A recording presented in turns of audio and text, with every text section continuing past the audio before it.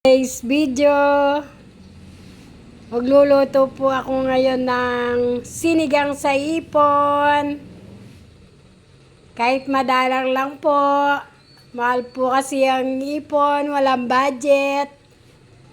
Ito po yung gagamitin ko: sibuyas, sili, ipon. Ito po yung ipon, kamatis, labanos, sitaw, kangkong.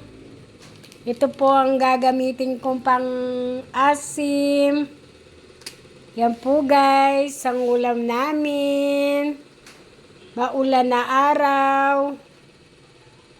Umigop ng sabaw na mainit. Yan po guys.